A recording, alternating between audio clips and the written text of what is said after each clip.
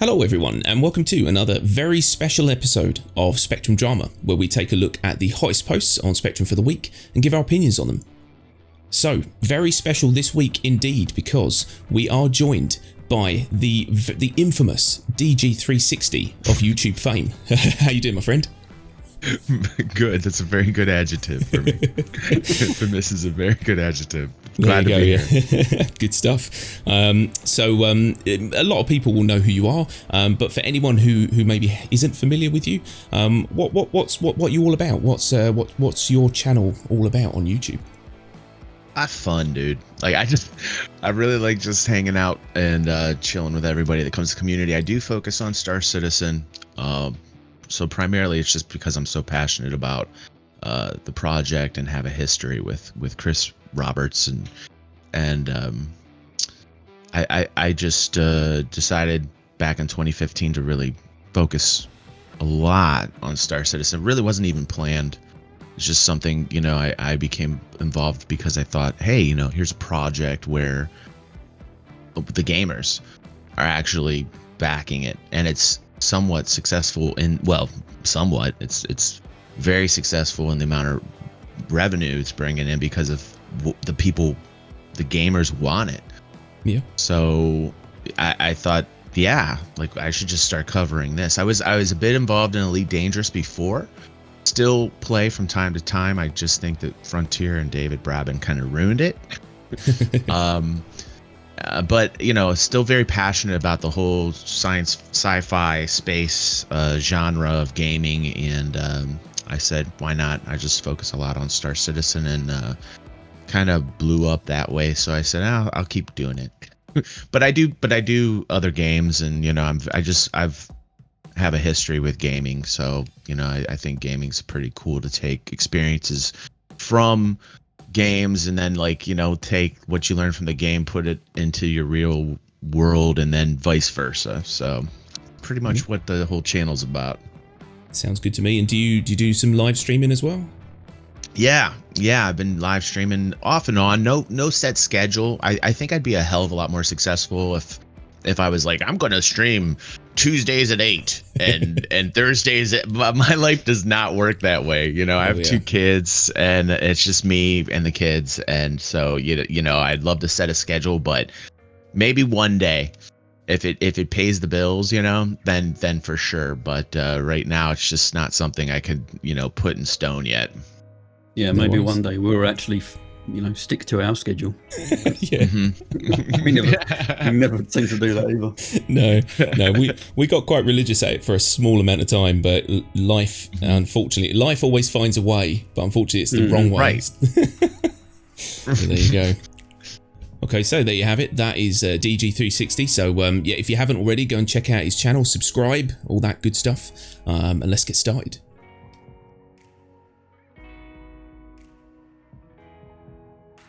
Okay, so first up we've got a post from Mac the Knife, and it says, this is the best flight model since 0.8. So this is by far the best update they have made with the flight model. I want to buy everyone at CIG that worked this out a round or two. Well deserved. But basically Mac the Knife is loving the flight model. He says obviously there's still bugs and there's still problems maybe that they need to dial in with atmospheric changes, handling, all that kind of stuff. But generally it's a good foundation to build on. We had this once before. I think we had a really good flight model for a small amount of time that was a good foundation to build on, and then they got rid of it. So what do you think? Do you think that this could be the first foundation of a decent flight model? Yeah, I think it's a very good foundation. Like you say, this kind of things happen before. We get a version, and then people moan about it, and CIG get rid of it. But from what I'm seeing in Spectrum, and from what I'm reading on Twitter and in our Discord, the general opinion seems to be that it's really good. I've gotten a lot of good positive feedback in my community as well as this. I personally think it's the right direction. I wouldn't go tripping head over heels being like, this is absolutely fantastic, it's great, let's put a Leonardo DiCaprio meme on here, and it's good, it's the right direction in terms of a good foundation, correct? I do believe it, but I'm more concerned with that they keep this team. You know, like I'm glad they've got this flight team. I'm glad that they've taken some time to say, okay, we're gonna get serious about the connection between the pilot and the ship. It's huge. Like it's right up there with the AI and the server issues. So to me, like having that experience where you feel connected to your ship, and that each ship you're flying in each environment you're in, whether it's space or a moon or a planet, like feels real. Like I want a very real experience. I did flight test. Some people gave me flack for it, but I took a Cuddy out, and I was more concerned about the atmospheric flight effects. I like the space maneuvers. Like I do like I feel like it's a move in the right direction. I don't feel it's even there yet though. But I do like that end of the spectrum. When it comes to the atmospheric flight, I still think it needs a little bit more work. A lot of people were complaining that it was heavy and sluggish, and I actually like that. You know, I think that larger ships should have that kind of heavy, sluggish feel in an atmosphere that has a substantial gravity.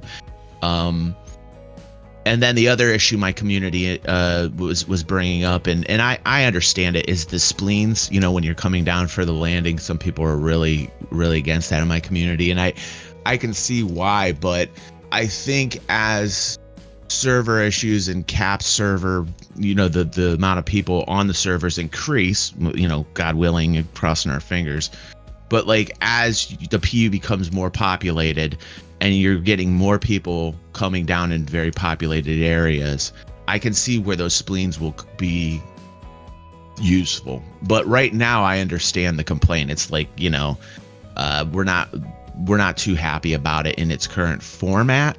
But there's from my community and for myself, those are kind of my issues with the flight model right now. But I still think like they need to keep this team. I think they are moving in the right direction. But there's still a shit ton more work needed. Just so much more work needed, and I feel like it just we need to see more progression in this area. Oh yeah.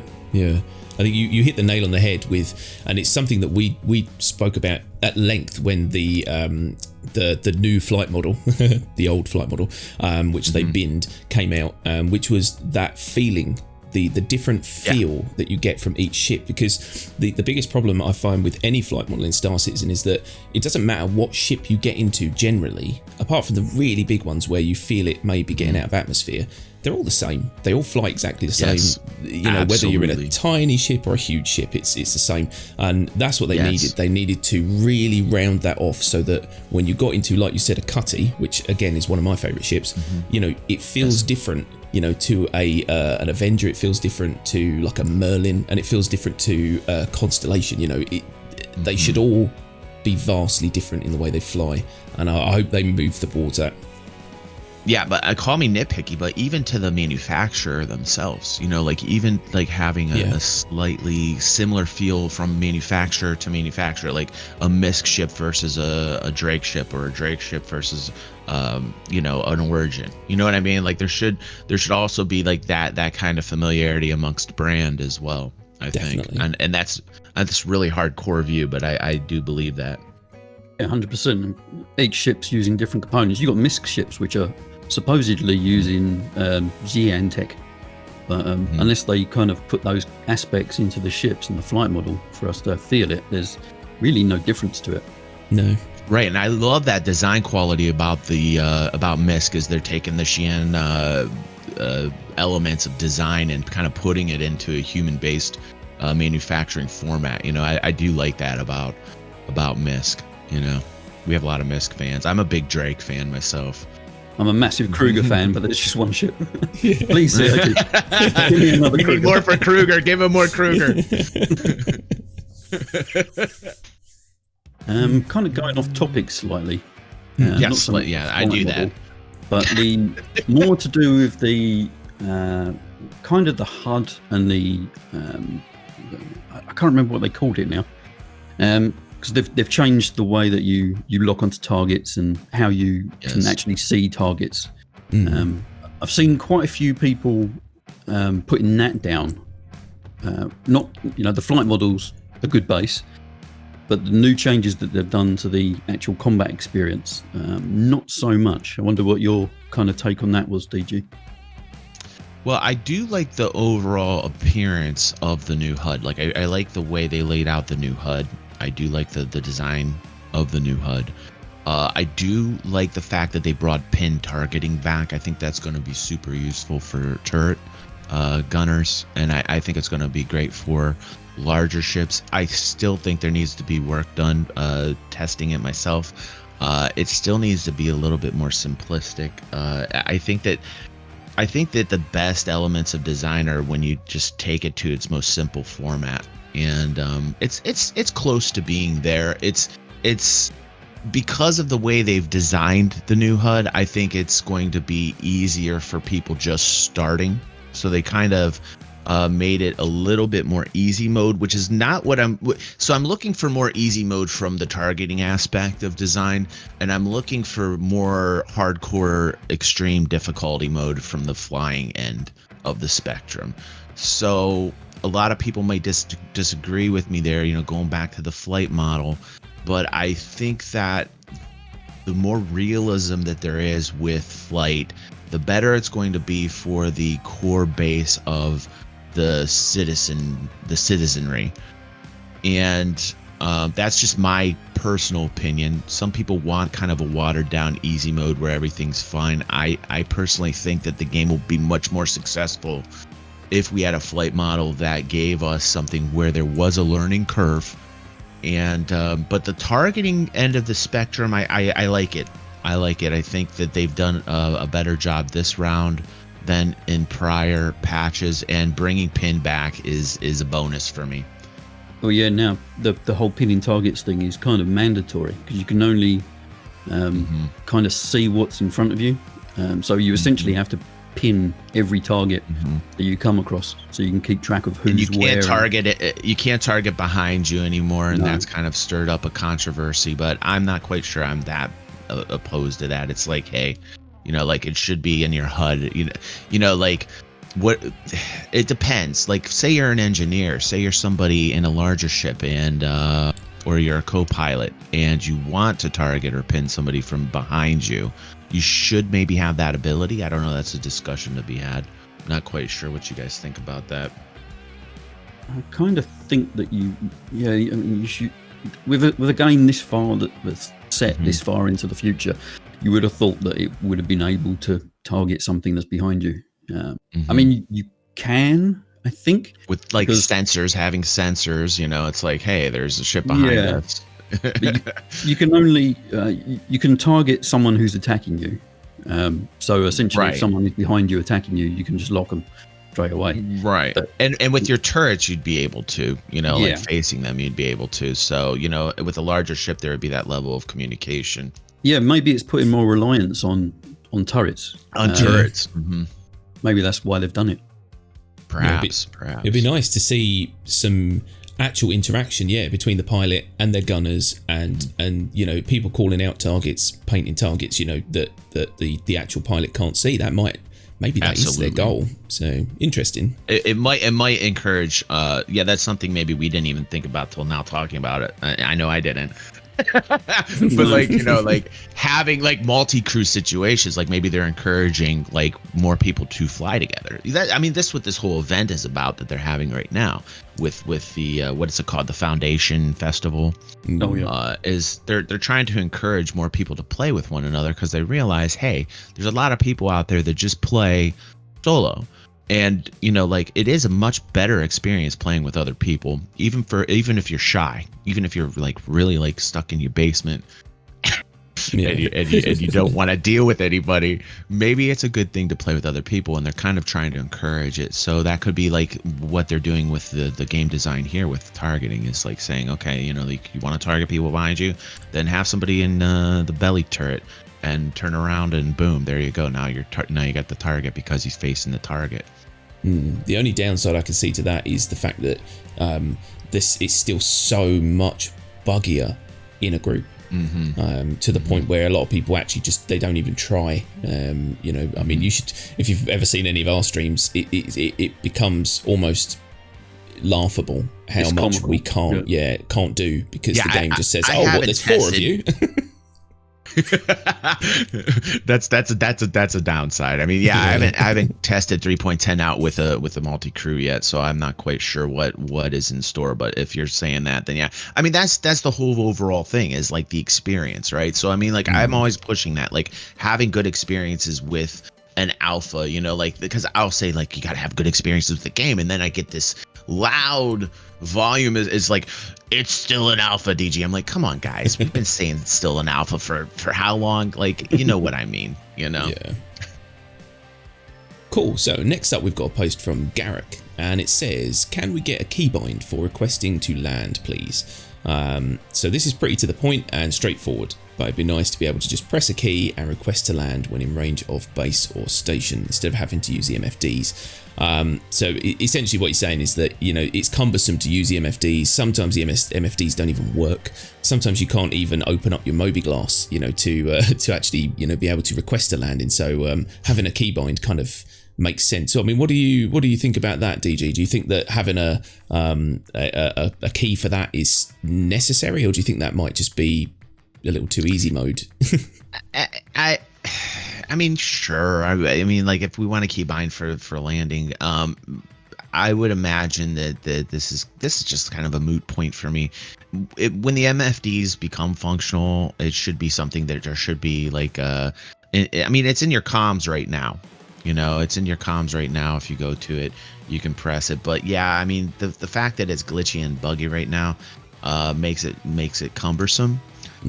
So I would say that for me, I'm probably going to get a lot of people upset with me, but I've never been one to care too much about that. But I would say like keep it within the MFDs, keep it in the communication area of the ship so that it's more of a realistic experience.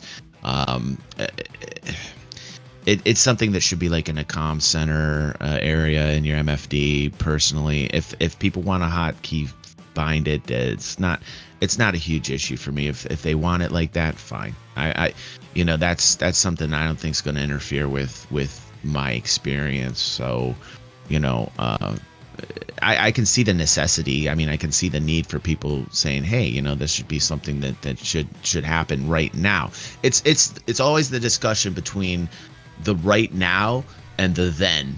Yeah. You know, like, yeah, you know, because like right now, sure, yes, but the then, like, it's like, you know, when everything, again, cross our fingers, when everything gets to that point where it is, you know, in a finished state, then will we even worry about that, you know? So but you got to have that kind of foresight to, you know, people are playing it now. That's the thing. Like, we're having these experiences now.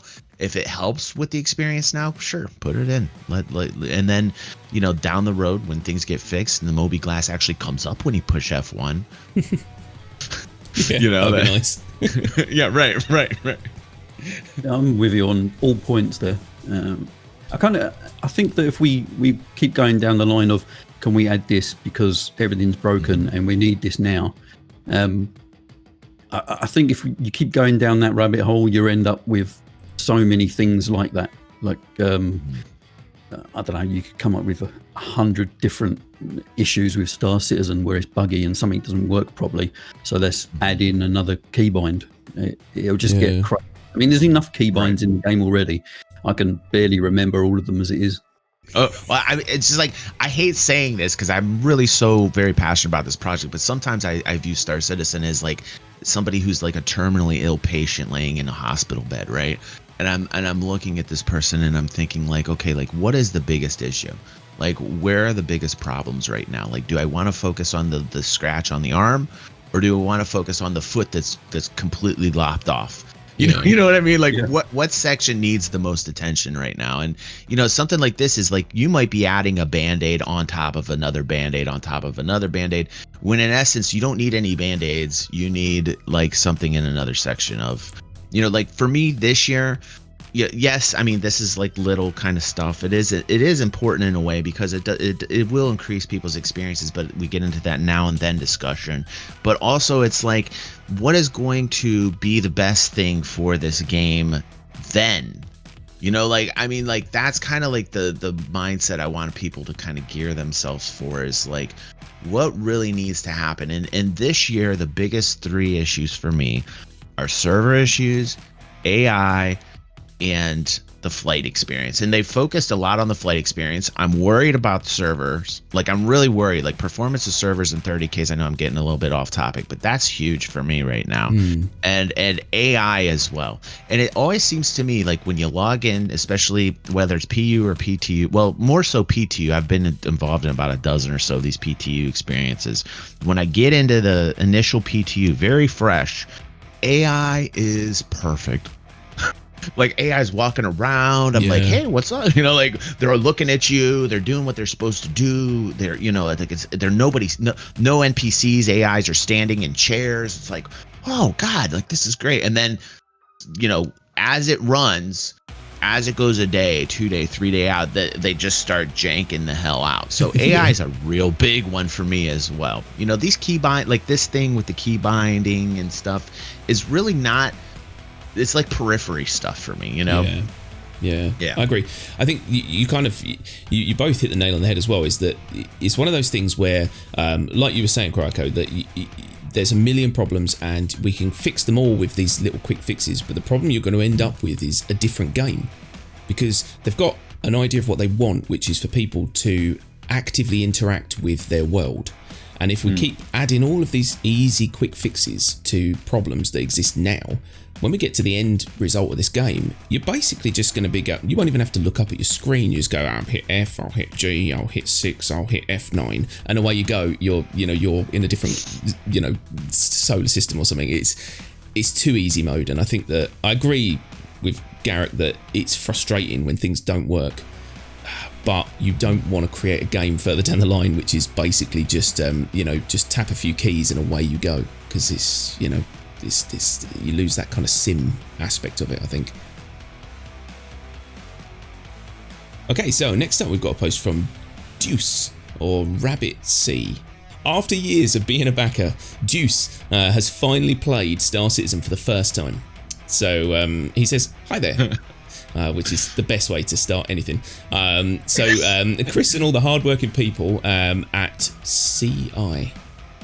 At Imperium.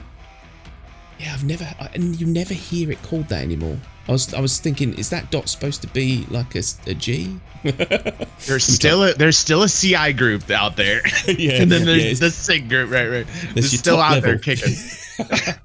They put the most money into it. That's what it is, yeah. Right. So I backed Star Citizen on Kickstarter. I think it was Kickstarter, because I've grown up with Chris's vision all my life. As of yesterday, I finally had a PC that could run Star Citizen and run it well. So essentially, he's finally played the game after years of backing the game.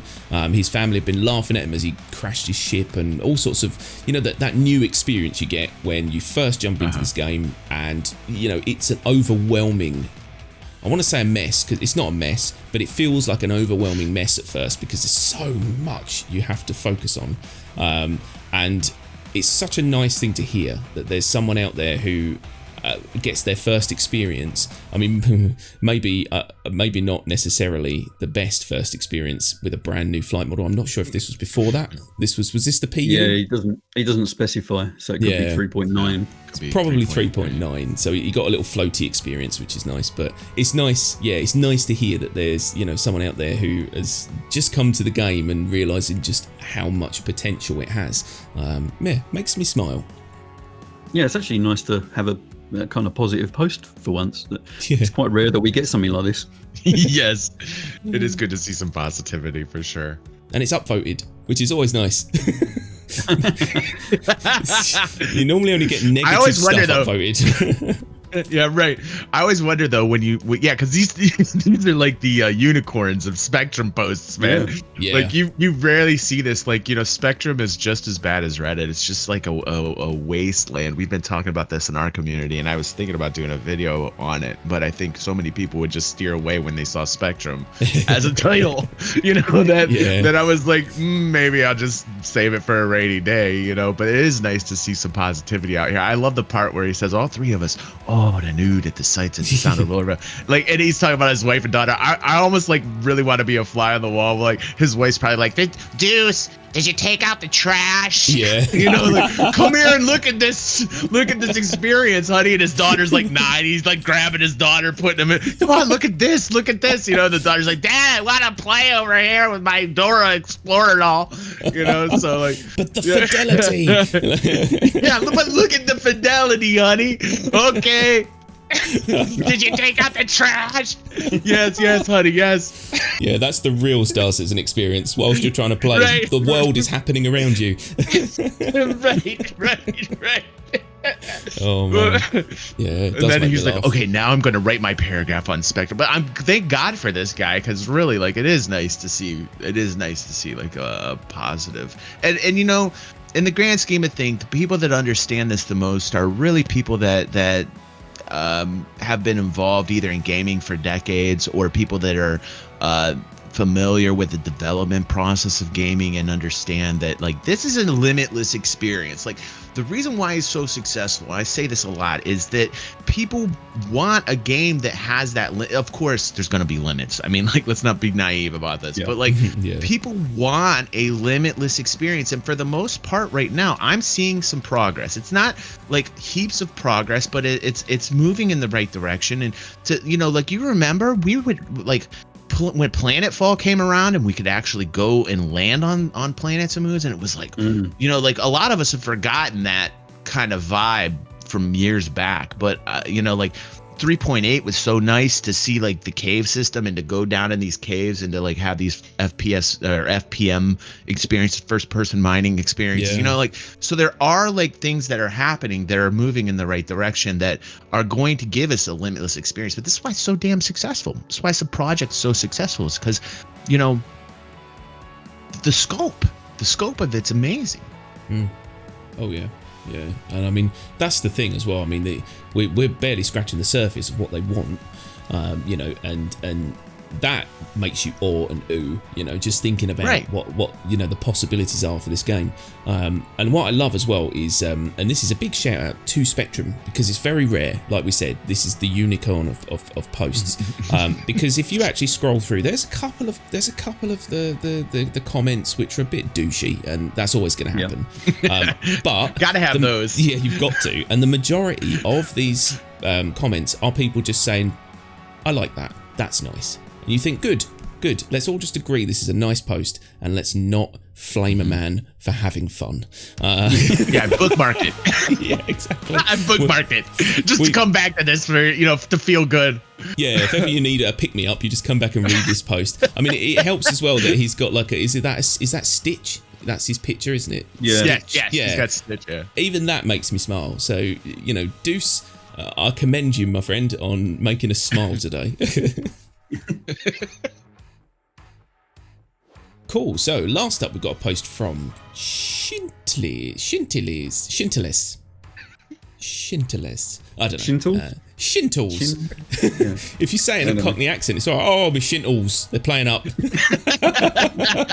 Got a pain in my shintles. But me shintles hurts.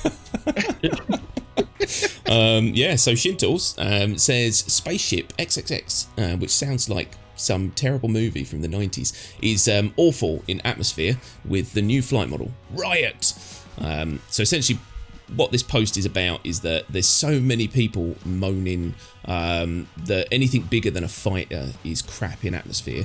But let's be honest, people, I mean, it's massive. Yeah, exactly. It's a massive hunk of metal. This thing weighs more tons than we can count, and yet people are expecting it to handle like a fighter, and it's just not going to happen. We're now moving towards realism, people, and it's going to get scary for all those people who own Caterpillars and big ships, because, you know, they're not going to handle well. What do you think? Is that fair? Yeah, I mean, he's right on point here. If you've got a big ship, don't take it in Atmo. Most people with any kind of common sense would kind of realise that straight away. We kind of started seeing this, I think it was around the time Lorville came in. Everyone was complaining about the flight time from surface to orbit, let's say, of some of the bigger ships. And, you know, it's still a reality now, and it should be a reality. these things are massive and they're heavy. Of course, they should take a long time to fly around or be really difficult to maneuver, because that's the way it is. Yes, absolutely agree. Like, this is just somebody who's upset, who wants a easy mode experience, because anything that is okay, and he's using a reclaimer and a caterpillar here as an example of like, this is a terrible experience, and it's like, they should be terrible experiences for larger ships. Absolutely agree. If you have a reclaimer, I think reclaimer is about as big as you go to hit like any substantial gravity with moons or planets. Anything bigger than the reclaimer, you're talking like some Corvettes maybe should be able to be planet moon landings, but once you hit like the frigate size and up, and you're talking bigger cap ships, I really believe that these should not really be. I believe that these ships that are frigate cap size ships should be more space bound. You know, if you absolutely have to land these things, you should have the what's the little SRV like the service vehicles that the tow vehicles that can help you down. Like, you know, that's the only time you should really take these larger ships and be able to land them for whatever the reason. Maybe having like these larger ships to help with ground assaults so that they're in the atmosphere, fine. But when you're talking about landing, there should be so limited where you can land these things. And I'll talk a little bit more about this, because it's so important when we talk about combat and tactical combat, and when we're going to be fighting other organizations or larger NPC groups, is that you need a limited amount of areas where these things can land or dock, because you do not want tons of these ships. You want these to be more rare experience, like rare, limited kind of viewing experiences, so that you're not having conga lines of Bengal carriers and javelins, and you know, like you want to do that by limiting the areas these things can land also. So that's another reason why I don't want to see like tons of these things being able to land for tactical combat situations where you're assaulting a base or somebody's outposts. Then yeah, like you should be able to take these larger ships in the atmosphere, but there should be risk involved as well. There should be some type of risk, especially if the planets or moons have some type of gravity. There should definitely be this experience with the flight model where atmospheric conditions and the environments you're in are very dependent upon the size of the ship, and it should be very difficult to fly in heavy atmospheres. And I'll use an example, and we should have talked a little bit about this at the beginning, is when I was flying the Cuddy on Microtech, and I had this squall I was flying through. It was very intense, like super intense.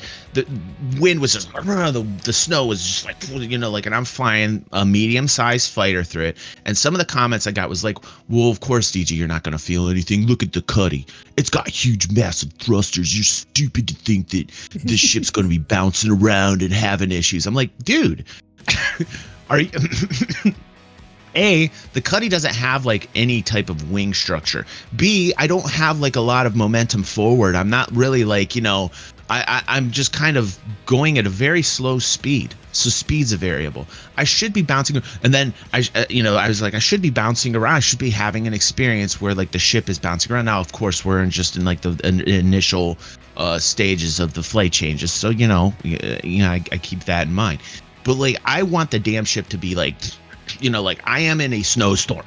Yeah. I am like, I should experience this. And then the other rebuttal was, well, you're not in uncoupled mode. And it's like, okay, all right. Like, I want to feel it. Like, that's my point. Like, I don't care if I'm in coupled mode or uncoupled mode. I want to feel the weather. I want to feel the environment. That's really important to the overall flight experience. That tells people whether you're easy mode or whether you're difficult, like hardcore like I am, that there is danger, that you have to be careful. I'm in an area that has some serious situation going on here, and I should be mindful of how I'm flying. You know, like that tells people it's not your standard run-of-the-mill flight experience. And that's what makes people say to, like, you got a friend and in real life, and you're like, dude, I was flying this ship in the fucking snow and it was blowing me around like I was nothing, you know, like, and the dude's like, I've never really experienced anything like that in a game before. Maybe I should try it. You know what I mean? Like, those experiences are what get people involved with the game.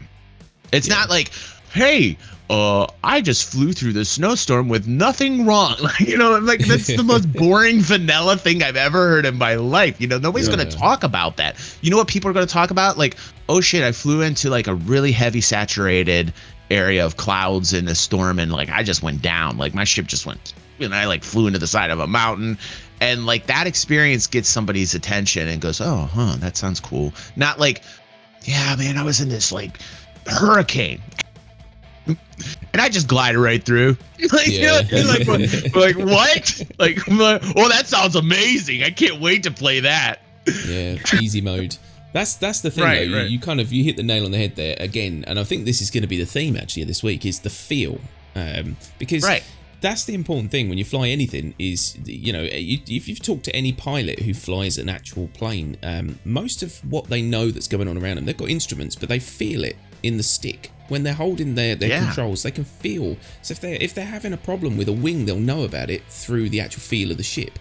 And you get that with everything, and that's what I cannot wait for in this game is the problems that not necessarily Shinteles, it's not actually him who's got this problem, it's other people, and I can't wait to experience the problems that these people have, because I want that feeling. I want to fly a ship into somewhere it shouldn't go and think this was a mistake. You know, or like you said, when you're flying through a storm, you want to feel it in the controls. You want to know you are at risk. And the point that you made early on, which is exactly the reason that I think they're doing this, is because most of these huge ships are, if you watch any films, most huge ships will never enter an atmosphere. They'll wait out in space and they'll send in, you know, their smaller ships to you know, their boarders to go down and look, whatever they need to do. The only ship I think that should bridge the gap between these two will be, one second, because there's a dick in a car. God damn it! Every Please time I keep make that in a the point. recording. Yeah, I might just do an unedited version for our Patreons. Dick in the car. Oh, trust me, I was being polite because you were here. Normally that would be some excessive swearing. Oh God, what was I saying? What ship? About ships in atmosphere, like why you don't see larger ships. Carrack, that's it. Yeah, that's exactly what I was going to say. Yeah, the only ship I think really that should bridge the gap really between, like, you know, larger ships, smaller ships should be the Carrack at the moment, because it's the Explorer. Yeah. You know, you don't want to take that down into atmosphere all the time, but if you're planning on staying in atmosphere for a long period of time, you're going to want to take your huge med bay, your ship, all of your sleeping arrangements, everything down there. And I think that, so there's going to be times when you want to, but like you said, big ships, leave them in space. It's just, why would you? Yeah, it's a blurred line too. Like, you know, like because a lot of people would say, oh, the Reclaimer's too big. But then if you think about the future and you're thinking about the then, you could imagine they're going to have salvaging based, you know, land vehicles. So like it might be nice to bring a Reclaimer down and have it as like kind of a base, you know, like a Jawa thing, you know, just like land it down and then have like multiple kind of land vehicles go out, do the salvaging, come back, collect it in the Reclaimer, and then boost right off. And then, like you said, totally agree with you about the Carrack. And then larger ships, like why, like a lot of people disagree with me and say, well, larger ships can just plow right through an atmosphere. And think about the economics of it as well. Like there's a reason you don't see these larger ships in atmosphere, except for very rare occasions for like any type of assault where they're absolutely needed. And the reason why you don't see them is because fuel. It takes a massive amount of fuel to keep these things up. 100%. Like it would take a massive amount of fuel to keep a larger object in the atmosphere, and they're not going to want to take the time out to use that amount of fuel to spend, and it's going to take a lot of money to fuel these things. It should, you know, for these larger ships. So those are decisions that will have an impact. Okay, great. You want to take it down for an assault, then you're going to pay a serious price for it, because it's going to burn a lot of fuel real quick, real fast to stay afloat. And that very complaint that you're seeing from people where they're saying, this is slow and sluggish and blah, blah, blah, blah, blah. that is a positive, because you should see the fact that these things are slow and sluggish in the fuel gauge. You should see the fuel being like depleted while you're in the atmosphere faster than when you're in space. And so I don't know, and I should really test it, but I am kind of curious if that is already in it or not. No, that is in it. Yeah, is it? Okay, good. Yeah, we did some mining in a mole, and going down onto a planet and mining. You burn through fuel so fast. That's great. It's just That's easier awesome. to keep the mole up in asteroid belts or something like that. That's awesome, Cry. Yeah, that dude. Okay, then that's exactly what I want. Then I'm happy. It's exactly what I want. Yep. You notice the reclaimer as well. I think I was trying to land at Lorville in the reclaimer, and I made a slight mistake of not pointing my thrusters down, and the reclaimer used to. I don't know if it still does this, but if your thrusters were horizontal, you would just drop out of the sky. It just couldn't hold it up. That happened to me, actually. Yes, when the reclaimer first came out, we just kind of dropped like a stone. Yeah, and the guy who was flying with me, he's like, "Oh man, come on!" I'm like, "No." I'm like laughing. I'm having a good time. I'm like, "Yes, that's exactly what should happen." Brilliant. Yeah. Okay, so there you have it, folks. That is all the posts for this week. We hope you liked them. We hope you found them informative or amusing. And if you did like them, don't forget to hit that like button and subscribe for more Star Citizen content. And don't forget to get in that comment section. Let us know your opinions on these threads. We always read your comments. We may not respond, although we try. But we will obviously give them a read. And it normally gives us a good laugh as well, hearing your opinions. So yeah, let us know. I want to say a massive thank you to DG. Thank you very much for joining us, man. Oh, I had a great time. It's really cool hanging with you guys, and apologies that it took so long to get to you. I have a really crazy life. Some people like get upset with me, and it's like I don't know how to adequately describe how chaotic my real life is, but it's finally nice to be able to sit down and talk with you guys. I hope to do it again. Definitely. It's good to have you. Yeah, Thank definitely, you. 100%. And don't worry about the hectic life. Trust me, it's catching. Everyone's got it at the moment. Oh, yeah. Right. Oh yeah. So yeah, no, thanks again, and yeah, we will definitely do this again. So and definitely head on over if you can to DG360's channel. Give him some support, show him some love, and watch. He's got masses of content on there as well, Star Citizen content. Tons of other stuff. Everything. Like I'm reacting to like different trailers and like just gaming in general, but primarily Star Citizen. So yeah, I'm here. I've been here a while.